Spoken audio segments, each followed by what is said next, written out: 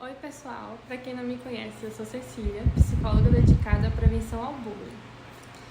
Hoje eu gostaria de compartilhar um pouco da minha experiência para ajudar vocês também a se juntarem a mim nessa luta.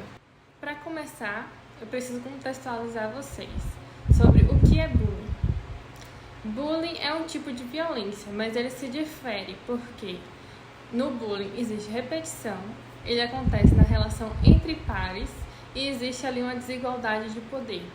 Eu costumo dizer que prevenir o bullying é promover inclusão, porque além do bullying estar dentro do espectro da violência, ele também é atravessado pelo preconceito, que vem muito dessas crenças sociais de que existe um padrão a ser seguido e o que foge à norma é excluído. Então, o bullying também pega muito dessa experiência. Existem vários tipos de bullying e é mais fácil identificar o físico, porque você vê os hematomas. O psicológico, por exemplo, é mais difícil, porque você depende mais da denúncia. E muitas crianças elas têm vergonha, têm medo, ou não reconhece que está ali passando por um bullying e não confia nos adultos, tem medo de ser revitimizado. Mas calma, em breve eu vou te mostrar como driblar essas dificuldades. Além do físico e do psicológico, também temos o moral, o verbal e o famoso cyberbullying, que é o bullying virtual, que é uma coisa que vem crescendo cada vez mais com o avanço da internet. Você verá que alguns outros autores podem considerar essa divisão de uma forma diferente. Então, pode vir outros tipos de bullying, como por exemplo o bullying sexual. Acontece também. Você sabe por que é tão importante falar sobre bullying nas escolas? O bullying ele não deixa só marcas no presente, como no futuro também da vida de um indivíduo. Existem estudos que mostram que algumas pessoas envolvidas com bullying acabam se afetando para o mundo das drogas, desenvolvem transtornos, cometem crimes, especialmente o perfil de agressores, né? E não só isso. Na vida presente, a criança ela pode ter dificuldades de aprendizagem, tanto que um dos sinais é queda na nota escolar. Infelizmente, você pode se deparar com algumas frases como: na minha época não existia, isso aí é frescura, é só uma brincadeira, vou te mostrar por que não é uma brincadeira. Na verdade, o bullying é um fenômeno muito antigo, tão antigo quanto as escolas, só que ele só começou a ser estudado de verdade a partir da década de 70. Então, é algo recente que foi sendo estudado. Então, os conhecimentos ainda estão se desenvolvendo. Em outros países já existem alguns programas de combate ao bullying, como por exemplo da Finlândia, que é o Kiva, que ele envolve principalmente as testemunhas. Mas isso eu vou falar mais adiante. Agora vamos diferenciar a brincadeira do bullying, certo? Numa brincadeira, todo mundo tem liberdade para dizer se gostou ou não gostou, porque realmente não tem como a gente saber logo de cara se tal pessoa é sensível a um determinado assunto. Só que quando é só uma brincadeira, você não tem intenção de magoar a pessoa. Então ela tem total liberdade para voltar e falar, não gostei. Aí quem fez a brincadeira pode se desculpar e seguir adiante. No bullying não. O que acontece geralmente é aquela brincadeira, entre aspas, ficar se repetindo, aí magoando a pessoa e a pessoa não tem liberdade para se defender, não consegue. Geralmente a vítima tem um perfil de passividade, não consegue se defender. Não só passividade, existem outros tipos de vítima que eu vou falar. Para quem não sabe, existem 3 perfis de vítima: a vítima provocadora, a vítima agressora e a vítima típica. A típica é, como eu falei anteriormente, é uma pessoa com perfil mais passivo, que não consegue se defender. Já a vítima provocadora é aquela que até tenta, sabe? Ela é um pouco mais agressiva na reação, mas no fim das contas não resolve. E a vítima agressora é aquela que, ora ela é vítima, ora ela é agressora. Ela é vítima dos que é mais forte que ela e ela é agressora daqueles que ela considera mais fraco que ela. Puxando agora pro lado dos agressores. Por que ele é um agressor? As pesquisas mostram que os agressores mantêm esse comportamento de agredir o outro muitas vezes pela relação de poder. Por quê? Porque tá ali as testemunhas em volta, que dá poder a ele, que riem da piada. Então ele se sente o quê? Fortalecido, centro das atenções. Essas testemunhas são as principais reforçadoras para o comportamento agressivo do bullying. Mas também existem outros fatores de risco, por exemplo, violência familiar. Se a criança só conhece a violência como resposta dos seus problemas, ela vai agir de forma violenta na escola também.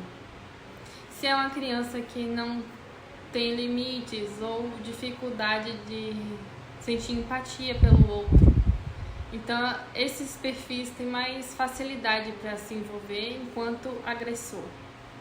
Existe também aquela questão do para não ser vítima, vou me tornar um agressor. Ou então, para não ser vítima, eu não vou falar nada, eu vou ficar quieto. E isso entra na testemunha. Porque a testemunha é a pessoa que tem mais poder nessa relação. Porque ela pode tanto apoiar a vítima quanto apoiar o agressor. E aí o que acontece? Muitas testemunhas têm medo. Medo de falar qualquer coisa e se tornar a próxima vítima. Porque no final das contas, o nosso principal instinto é a sobrevivência. Então, para combater o bullying, onde a gente tem que mexer primeiro é com as testemunhas também. Porque aí você fortalece a rede de apoio para aquelas crianças que são vítimas. E também facilita a denúncia. Assim nós começamos a adentrar nas estratégias de prevenção. Uma das primeiras que eu quero trazer aqui envolve colocar a criança com mais autonomia e mais independência. Sempre que chega um aluno novo, uma criança daquela turma, ela pode servir como um guia para apresentar aquela criança à escola. Porque como elas estão ali entre pares, já faz ali uma amizade, já incentiva a relação entre elas e introduz a criança novata no meio. Porque muitas vezes os novatos ficam perdidos ali, muitas crianças têm vergonha, não têm tantas habilidades sociais para fazer amizades e se relacionar. Então, essa é uma estratégia brilhante. Foi uma colega que compartilhou comigo de um colégio onde o filho dela estuda e eu achei importante acrescentar aqui. Cada criança tem suas facilidades e dificuldades, então juntar essas crianças, como diria Vygotsky, as crianças elas aprendem em grupo, elas são capazes de aprender umas com as outras. Então, botar elas para ajudarem umas às outras também fortalece a empatia, que é uma habilidade social muito importante para evitar o bullying. Falei mais cedo que algumas crianças têm vergonha de falar, certo? De denunciar e tudo mais. Então, a principal fonte para facilitar esse falar é promover um espaço seguro. Por quê? O que a gente vê muitas vezes, até na minha própria experiência pessoal, é que alguns professores ou coordenadores chegam em sala de aula no meio de todo mundo ali, aí vai falar sobre aquilo que aconteceu. Isso constrange os alunos, sabe? Não funciona muito bem. E assim, chegar no aluno no meio do corredor do nada para abordar e falar: isso aconteceu com você? Assim, tão direto, sem um acolhimento, isso não funciona muito bem. Então, o que eu sugiro? Em primeiro lugar, é bom conversar com a vítima e com o agressor separadamente, assim, no começo. Porque você não sabe até que ponto aquela agressão está indo, então é melhor conversar com cada um individualmente primeiro. Tem que acolher os dois, tanto o agressor quanto a vítima, porque nenhuma criança é má. Ela aprende a se comportar daquela maneira e ela também precisa de atenção para poder evoluir e melhorar aquele comportamento. Então, Tem que envolver os pais, claro, mas no primeiro momento você pode acolher a criança num lugar que garanta mais um sigilo e que não vá quebrar esse segredo. Ela precisa confiar que aquilo ali não vai sair dali, a menos que seja acordado com ela. Você tem que avisar para ela antes o que é que você vai fazer. Não é porque é uma criança que você não vai falar a verdade para ela sobre o que você está fazendo. É necessário escutar sem julgamentos, certo? Não vá dizer, você é mau, ou você é muito bobinho. Não, sem julgamentos aqui. Isso só constrange as crianças. É preciso ouvi-las atentamente, aconselhar quando necessário e principalmente acolher os sentimentos dela. Definitivamente a escola não tem que lidar com tudo sozinha. A escola tem o papel de identificar e pontuar as questões que for da escola naquele momento, chamar os pais para trabalhar isso em casa. E se a criança apresenta baixa autoestima, uma tristeza muito intensa, se você vê que ela está muito ansiosa, essas questões mais emocionais, se ela precisa desenvolver habilidades sociais, é importante encaminhar para um profissional, um psicólogo infantil, que possa desenvolver essas questões na criança individualmente. O individual também mexe com o coletivo. Bullying é uma questão coletiva que deve ser tratada no coletivo, mas também tem uma parte ali que deve ser tratada no individual, para que no final todo mundo saia beneficiado. Além disso, o treino parental é uma estratégia muito eficaz também para lidar com bullying, porque pais superprotetores criam crianças passivas e pais muito rígidos ou que são violentos criam crianças que podem reproduzir esse comportamento de violência. Então, treinar a parentalidade, a forma como os pais lidam com as crianças, como educam, também é importante para a prevenção do bullying. Se você chegou até aqui e se interessa pelo assunto, quer saber mais sobre bullying, peço que me sigam nas minhas redes sociais.